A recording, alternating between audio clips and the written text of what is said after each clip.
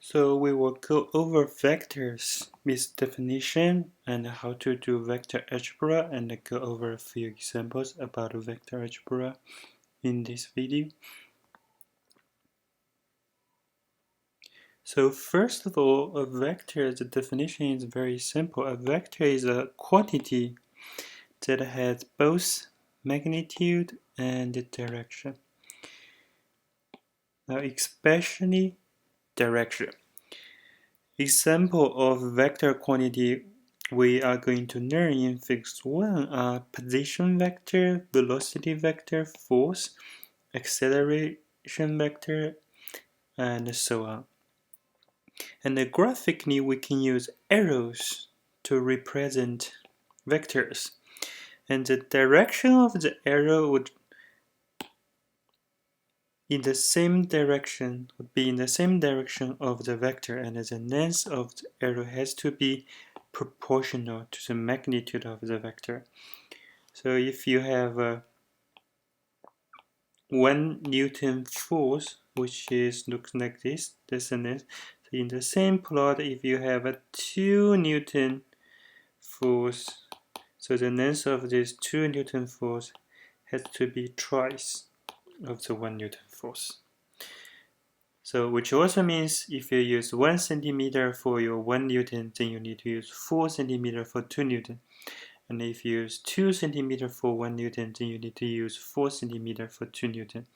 So there's a scale that you have to follow for all your vectors if you want to draw all your vectors in one graph. So let's see our first example.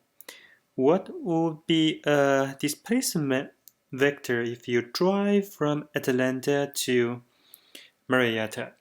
So using Google Map, I measured the direct distance from Atlanta to Marietta is 16.86 miles. Now you will see actually if you drive, you're going to drive for 24.7 miles. And these two numbers actually in physics are all going to have meanings. So you draw a direct straight line from Atlanta to Marietta. This is our displacement vector.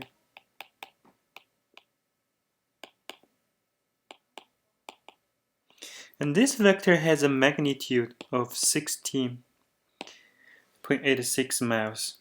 And the actual route you took driving this way with some traffic is 24.7 miles. This is the distance you drove. And distance is not a vector, it's a scalar. A displacement vector is a vector and it has a direction. You see, so if you build this your west, east, then you would either measure it at this angle or this angle. So anyway, you need to specify the angle of your vector. So let's call this one 0 degree. And if this angle is 120 degree, then you will see this displacement angle is 120 degree from east.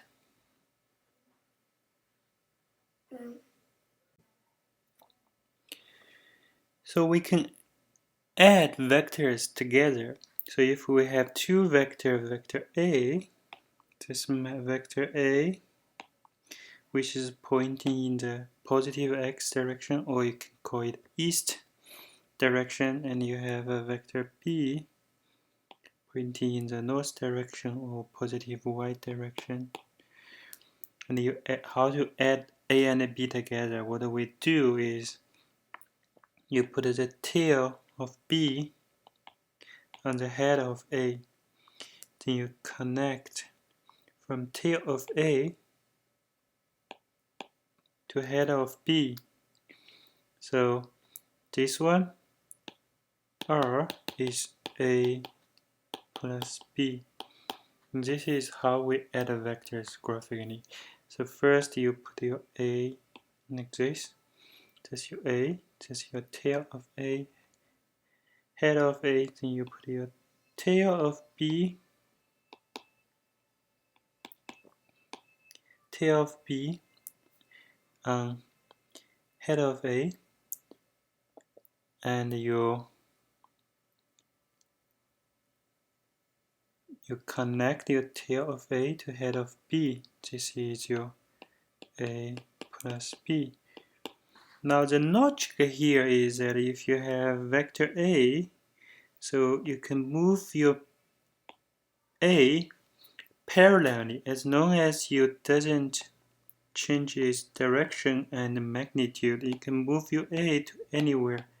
So those are all vector A. So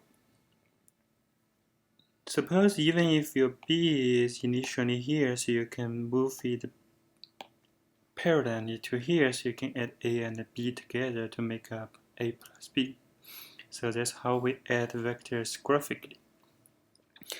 So let's look back to the example we have.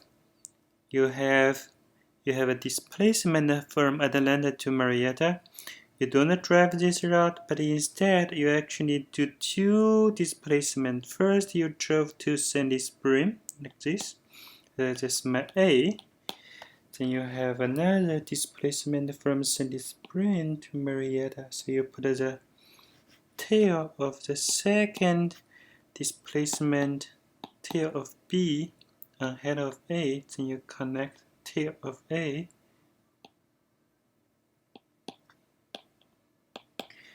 to head of B. So R is A plus B. So you say your displacement A is from Atlanta to Sandy Spring. Your displacement B is from Sandy Spring to Marietta. But eventually you move from Atlanta to Marietta. So that's your, we call it the resultant displacement vector from Atlanta to Marietta.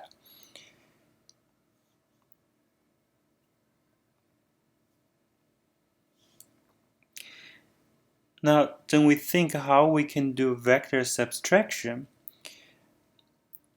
Now, what we need to use for vector subtraction is that if you multiply a vector by -1, the magnitude of the vector doesn't change, but the direction of the vector reversed. So, which means if you have a B like this, that's your B. So, then this would be your -B. So we don't know how to do subtraction, but we know how to add. So you can say A subtract B would equals to A plus -B. And that's how we're going to do it.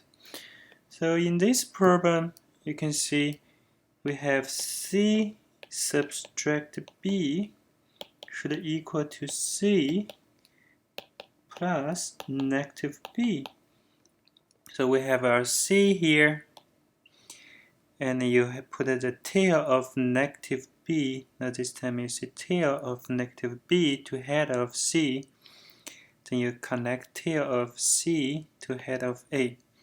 So you have A equals C plus -B, and you have equals C subtract B. This is how we do vector subtraction. And a lot of times we're going to use unit vector for our program. When in 2 dimensions we have unit vector x, unit vector y. So x is a vector with magnitude 1 in the positive x direction. Y hat, so this is x hat, this is y hat. Y hat is a unit vector, is a vector with magnitude 1 in the positive y direction. So you can write your A as AX plus AY. And then you can write your AX as AX times x hat plus AY times Y hat. Now this time, this AX, note I don't write the arrow on top of it because it's not a vector anymore, it's just a number. So this AX is a number times a vector. So if you have a number times vector, it's just you enlarge this vector by the magnitude of the number you have here. So AX, AY are numbers, or we call it a scalar quantity, is scalar quantity, and the direction is carried by X hat and Y hat vector, and is actually unit vector. Now we are ready to talk about vector components. So if you have vector A like this, so you can decompose it into a vector in the X direction and a vector in the Y direction. And you can see if you add AX and AY graphically, which means you move parallelly, so your AY, see your AY was initially here, you can move it parallelly to here. Put the tail of AY to the head of AX, and then you can see A is AX plus AY. So this one we call is X component.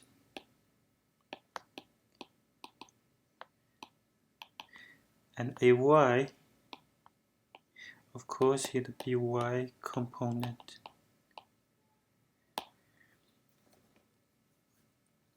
And this would be very useful for us in future calculation. So X component and the Y component. Then we have we use trigonometry. If the magnitude of A would be the hypotenuse of this rectangular triangle. So you have AY is A sine theta, AX is A cosine theta.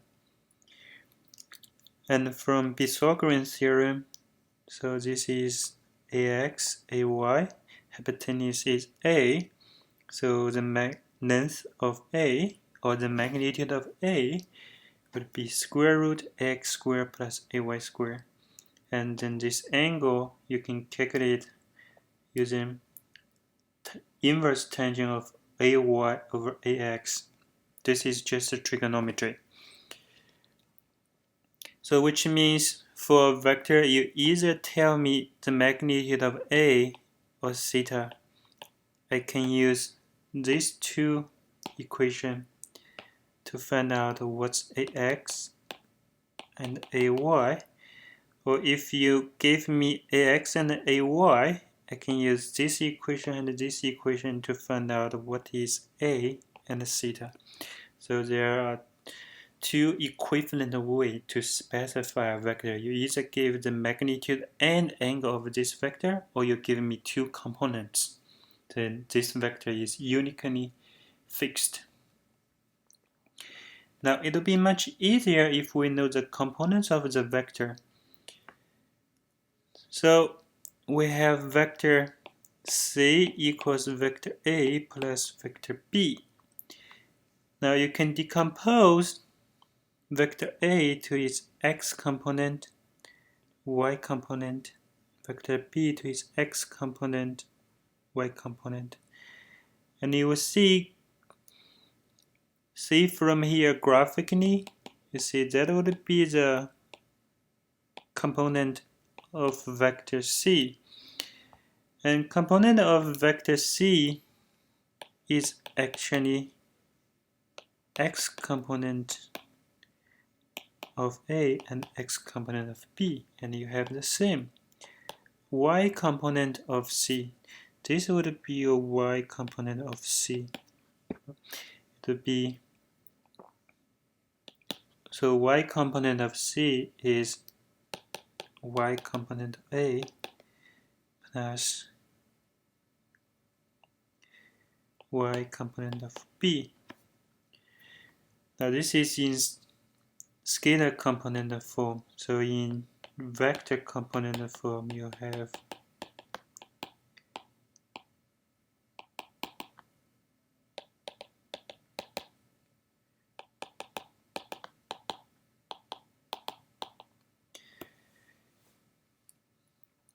and it also works algebraically. If you just have A plus B, you use whatever you have here, X. So you need to vector X, AY, you need to vector Y, BX, you need to vector X, BY, you need to vector Y. So you just combine those two terms, AX plus BX, X plus AY plus BY, Y. So you cannot combine X and Y, you can only combine X hat and X hat, Y hat and Y hat.